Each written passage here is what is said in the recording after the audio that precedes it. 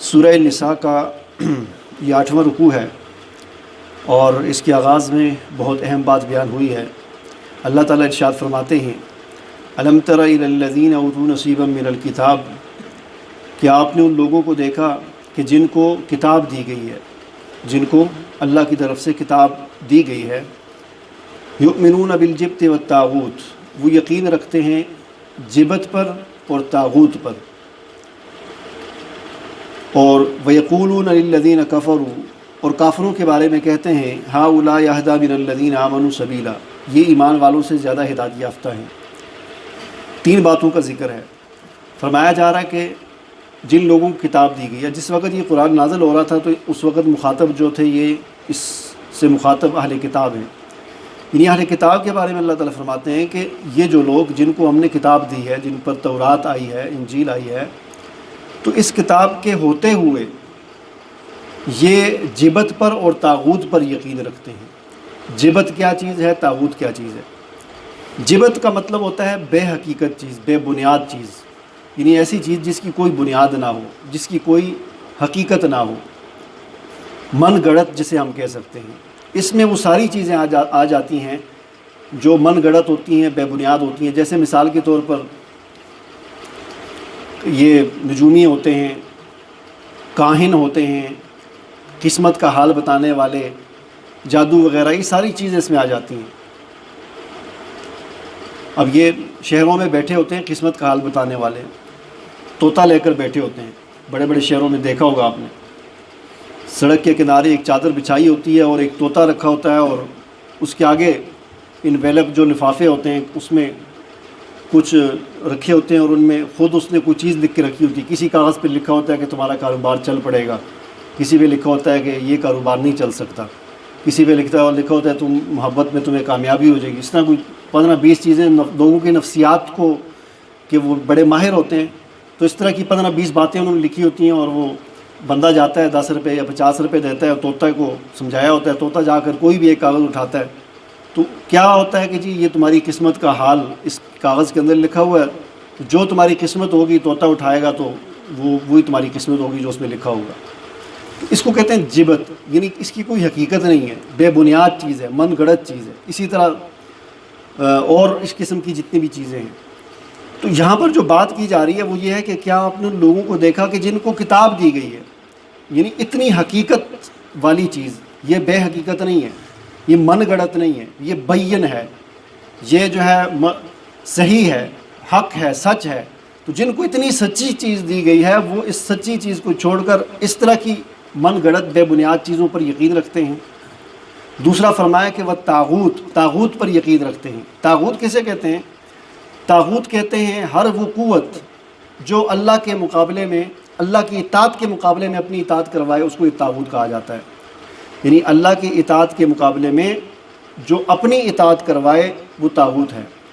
اب اللہ کی اطاعت کے مقابلے میں اپنی اطاعت شیطان کرواتا ہے، لہذا شیطان طاغوت ہے۔ اللہ کی اطاعت کے مقابلے میں اپنی اطاعت انسان کا جو نفس ہے یہ کرواتا ہے، لہذا نفس انسانی جو ہے یہ بھی طاغوت ہے۔ اللہ کی اطاعت کے مقابلے میں اگر کوئی انسان اگر اپنی اطاعت کرواتا ہے تو وہ انسان بھی کیا ہے؟ وہ بھی طاغوت ہے۔ اللہ کی اطاعت کے مقابلے میں یا اللہ کے نظام کے مقابلے میں اگر کوئی نظام ہے وہ بھی طاغوت ہے۔ اللہ کے دین کے مقابلے میں اگر کوئی دین ہے تو وہ بھی طاغوت ہے۔ تو یہ ساری چیزیں طاغوت ہیں۔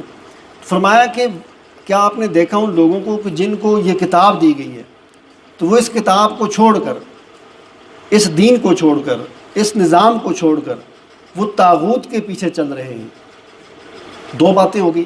تیسری بات وَيَقُولُونَ لِلَّذِينَ كَفَرُوا هَؤُلَاءِ أَهْدَىٰ مِنَ الَّذِينَ آمَنُوا سَبِيلًا، اور وہ یہ بات کرتے ہیں کہ کافروں کے بارے میں وہ یہ کہتے ہیں کہ کافر مسلمانوں سے اچھے ہیں۔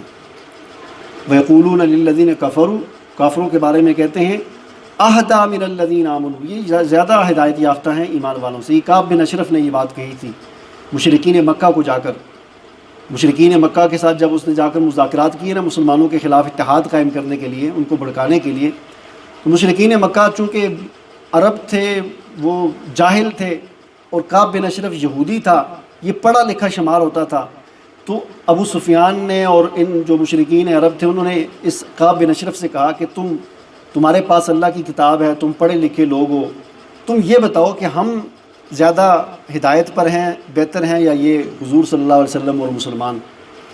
تو باوجود اس کے کہ یہ پڑھا لکھا تھا، اہل کتاب میں سے تھا، اس کو پتہ تھا کہ مشرکین شرک کرتے ہیں، بتوں کے آگے سجدہ کرتے ہیں اور یہ شرک ہے، لیکن اس کے باوجود اس نے کہا کہ نہیں، تم زیادہ بہتر ہو، ہدایت یافتہ ہو، مسلمان کچھ نہیں۔ اس قسم کی باتیں اب ہم دیکھیں، یہاں پر 3 باتیں ہمارے سامنے آ گئی، اور بدقسمتی سے یہ تینوں باتیں آج مسلمانوں کے اندر بھی پائی جاتی ہیں۔ آج کا مسلمان اللہ کی کتاب کو چھوڑ کر جبت کے پیچھے بھاگتا ہے۔ جیسے جبت کیا ہے؟ بے حقیقت چیز، جادو کے پیچھے، من گڑت قرآن و سنت کے خلاف تعویذ گنڈے ان کے پیچھے، اور جو ہے وہ قسمت کا حال بتانے والے نجومی اور اس قسم کی چیزوں کے پیچھے آج کا مسلمان اس سچ اور حق کو چھوڑ کر ان کے پیچھے بھاگتا ہے۔ اور اسی طرح آج کا مسلمان طاغوت کے پیچھے بھاگتا ہے۔ آج انفرادی طور پر بھی ہم طاغوت کے پیچھے لگے ہوئے ہیں، اور اجتماعی لحاظ سے بھی پورا امت مسلمہ جو ہے وہ اللہ کی اطاعت کو چھوڑ کر، اللہ کے دین کو چھوڑ کر، اللہ کے نظام کو چھوڑ کر طاغوت کے نظام کو اختیار کیے ہوئے۔ اور تیسری بات یہ والی کہ کافر مسلمانوں سے اچھے ہیں، یہ بھی ہم سنتے رہتے ہیں کئی دفعہ، نادانی میں ہم مسلمان ہم ہی بات کر دیتے ہیں جی ہم سے تو وہ انگریز اچھے ہیں، ہم سے تو۔ یہ بات ہمیں یاد رکھنی چاہیے کہ ادنا سے ادنا مسلمان، بالکل سب سے کمزور مسلمان، جس کے پاس کلمے کی دولت ہے، ایمان ہے، دنیا کا جتنا مرضی کوئی بڑا کافر ہو اس سے بہتر نہیں ہو سکتا۔ وہ مسلمان جس کے پاس ایمان ہے، کلمہ ہے، ادنا مسلمان، وہ بھی دنیا کے سارے کافروں سے بہتر ہے۔ اس لیے اس طرح کی بات کبھی نہیں کرنی چاہیے نادانی میں بھی۔ یہاں پر اللہ تعالیٰ نے ان باتوں کی مذمت فرمائی اور فرمایا اولئک الذین لعنہم اللہ، ایسے لوگوں پر اللہ کی لعنت ہو، ایسے لوگوں پر اللہ کی لعنت ہو جو اللہ کی کتاب کو چھوڑ کر جبت کے پیچھے چلتے ہیں، جو اللہ کی کتاب کو چھوڑ کر طاغوت کے پیچھے چلتے ہیں، فرمایا ان پر اللہ کی لعنت ہو۔ لعنت کیا چیز ہوتی ہے؟ وَمَن يَلْعَنِ اللَّهُ فَلَن تَجِدَ لَهُ نَصِيرًا، اور آگے اللہ نے لعنت کا بھی بیان کر دیا کہ لعنت ایسی چیز ہے کہ جس پر اللہ لعنت کر دے، فلن تجد لہ نصیرا، پھر اس کا کوئی ٹھکانہ نہیں ہوگا، اس کو کوئی ٹھکانہ، کہیں ٹھکانہ نہیں ملے گا جس پر اللہ لعنت کر دے۔